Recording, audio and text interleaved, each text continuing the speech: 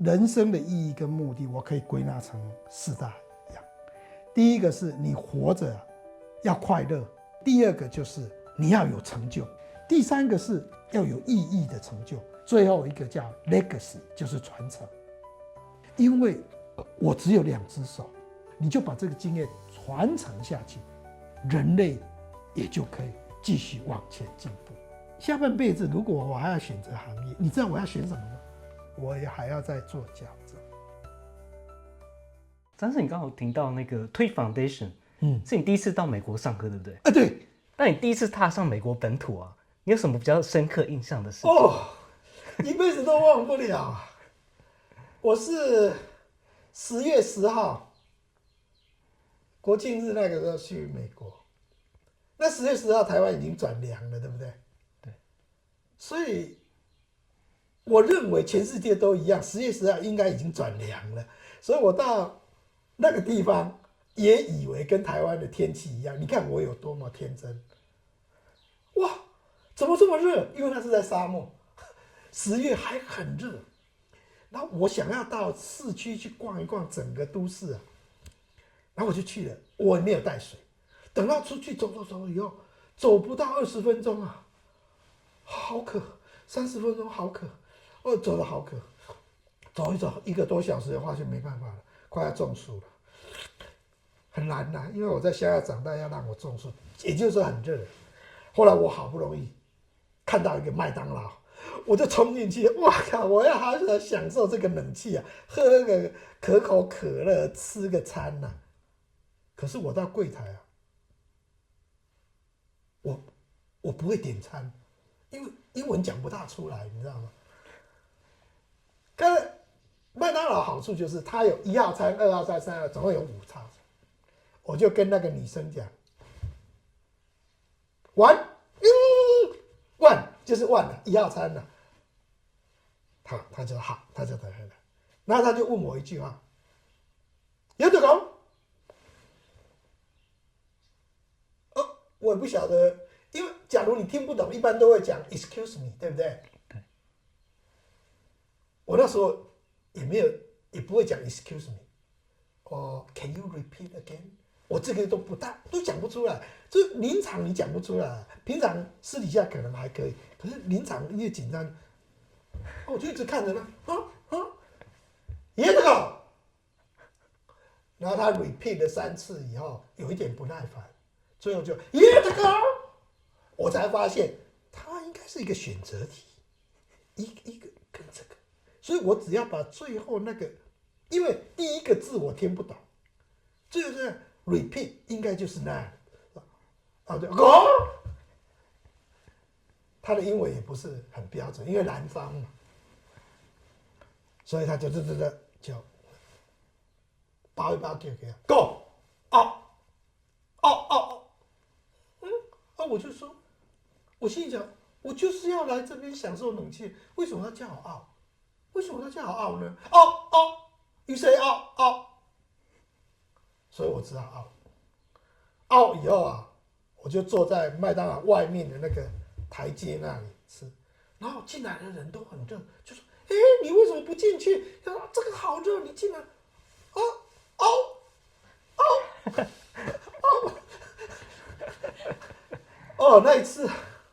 那一次觉得，靠，不会英文是好可怜，所以我告诉自己，回来一定要好好学英文，不然就那都搞不清楚啊。反正，那就是我第一次体会到语言实在很重要。你不会语言的，想要在全世界行走真的很困难。所以，每一个跟我学矫正的，我都会鼓励他，你要把英文学好，你才有办法走到全世界。不管你做的是什么样的职务，你都要把英文当为首要学习的。对，张医师常常就是在每一次课堂都会跟大家说，一定要好好学英文。你就知道我的痛了吧？37年了。我每天睡觉，我都还依稀讲那个女生跟go you say go， 印象非常深刻。那真的很丢人。可是美国人真的很好，他一进来，每个人你进来没关系，够啊，因为那时候太老实了，想说美国人已经说out了，你不能再硬了，反正就这样。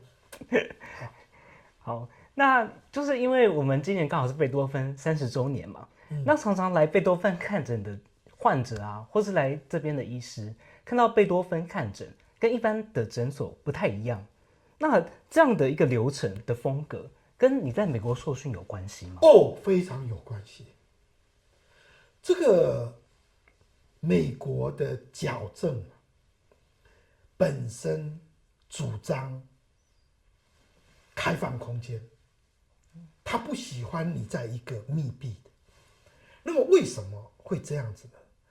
他把矫正定义为很快乐的一项治疗改进，而不是病。如果你是病啊，这里有痛，那里屁股有痛，你不想让人家知道。可是排牙齿这件事是很快乐的，所以他要制造那个很快乐性。所以美国从美国矫正学之父开创以后，我们的矫正的传统就是 open bay， 就是开放空间，不是私立空间。那在我毕业前2个月啊，我一个学长他开了一家公司，叫做矫正诊所设计公司，他就回到印第安纳大学开了2天的课。那2天的课啊，对我人生的影响实在太大了，因为再过2个月我就要回台湾开诊所，然后这个时候刚好有人来开一个课，叫做诊所的设计跟经营。你看上帝对我有多么眷顾啊！所以我就在那2天的课里面，把我新竹那时候已经租了房子的图啊都弄好，然后就设计成美国主流的诊所，就是开放性空间，然后就把那时候美国最热门的诊所设计带到台湾。那目前贝多芬的这个诊所设计啊，其实是30年前在美国最棒的一个设计的典型。因为是我这个老师啊，他设计的那么多诊所里面，他后来安排我去参观10个诊所，他最满意的10个诊所，从这10个诊所里面去挑出一个诊所我最喜欢的，我要到了那张平面图，带着那个平面图把它放进我的新竹的空间。但是因为新竹我第1家诊所比较小，等到第2家诊所，我就有办法把原来的规格，美国的规格再放大1倍，变成现在这个样子。所以现在的这个诊所其实是30年前美国我认为最棒的诊所的一个clone 就是复制品，然后再加入我们台湾的一些元素，再把它修正过来的。所以我每天进诊所，我都觉得是一种享受。那如果我觉得这个环境是一种享受，我相信对患者也是一种享受。那听说就在贝多芬看着的很多年轻人，他们因为受了张医师的影响，他们把牙医师当做自己的志业。那张医师对于这些就人生起点年轻人呢，你有什么建议要给他们呢？好，先讲为什么我喜欢启发年轻人从事这个行业这一点讲起。因为我在美国读书啊，我发现很多读矫正的，第一个来源就是他父母亲、他亲属就是矫正医师，这一群最多，所以他知道他安排他小孩，不管才智平庸愚劣，只要是他的小孩，他就希望把他栽培成矫正医师，因为矫正医师是很好的行业。我等一下要回到这一点。第二个族群是，他小时候做过矫正，他觉得矫正是一个很不错的行业，所以他以后长大要变。第3个族群是，他牙医毕业的时候，他成绩非常好，要进矫正诊所啊，基本的条件是当年毕业，你在80个牙医学生里面，你要前3名，你才有资格申请。你如果不是前3名，你不能申请，他根本不会看你，所以你的成绩要够好。所以假如你毕业刚好很幸运的挤上前3名，接下来你就会思考，那我到底要选哪一科？首选就是矫正。然后再来就是说，为什么你觉得矫正那么棒呢？啊，你是云林县乡下小孩，你怎么知道要学矫正？好，这一点我以前有交代过哈，因为我去住矫正教授讲。那么我怎么确定矫正是最棒的呢？还记得我跟你讲过，我学矫正的时候都在看一些矫正期刊吗？对。那矫正期刊里面，我又最喜欢看的是什么？矫正发展史。一个历史最重要的组成是什么？人。所以你怎么学矫正历史呢？你就看那个人的故事。什么故事最值得看呢？就是一个矫正大师死的时候，别人帮他写讣文，这些讣文都会刊登在矫正期刊里面，来告诉他这个大师从以前到现在他是什么。所以我每一期矫正期刊，我第一件事先看讣文，因为那个最精彩了，那可以看到这个人一辈子是怎么过，为什么会学矫正，他为什么后来变这么有名，他有名到什么程度，我就可以了解这个人的一生，那个人的一生，那个人的一生，好多人的一生。那么从这些大师啊，我归纳了一点，这些大师啊，临终前几乎都有一个共同的希望，就是假如下辈子我还可以有机会选择行业，我还是要选择矫正。几乎100个，99个在临终前都会讲出这样的话。我们人类啊，大部分人有一个特性，就是贱，干一行怨一行。律师的恨，我怎么会选律师？那个干会计的啊，我怎么会去选会计呢？这么每天无聊的要死。然后工程师啊，每天压力好大，该养癌了。可是矫正医师临终前，居然这么多人讲，我下辈子我也还要再做矫正，你就知道这个有多么严重。这一定是很棒的行业，对不对？所以早在37年前，我已经知道矫正很棒。你有什么数据支持你这个说矫正很棒吗？有。2016年了，美国矫正期刊的社论写了一段，它的题目叫 "Simply the Best"， 它题目叫很简单的，就是最好的。里面讲，美国劳工局统计美国100大行业的排行。你知道这个排行出来以后，美国100大行业排行，它是怎么排行呢？它用7项指标：你的收入、你未来的前景、你的满意度、work-life balance， 还有这个行业的前景，这总共7项。所以美国劳工局做这个100大行业排名是很科学的，排名出来了。你知道这个排名长得怎么样吗？我先告诉你，台湾很热门的行业叫做律师，因为我们好几个总统都是法律系的，对不对？对。律师只要靠一张嘴巴可以活得那么好，也不用工作，所以台湾很多人要去当律师。你知道律师在美国100大行业排名第几吗？71。你知道台湾最好的行业是什么吗？你知道台湾的传统行业里面最好的行业就是卖冰淇淋。如果你没有办法卖冰淇淋，你就去当医生。第一卖冰，第二做医生，还记得吗？就要不是卖冰，就是做医生，这大概是最棒的行业。你知道内科医师？内科医师就是只动嘴巴的，开药的，叫内科医师。外科医师是动手的，这两个不一样，内科跟外科。你知道内科医师排名第几名吗？19名，不得了吧？律师71名外，外科医师排名第几名吗17名。你知道矫正医师排名第几名吗？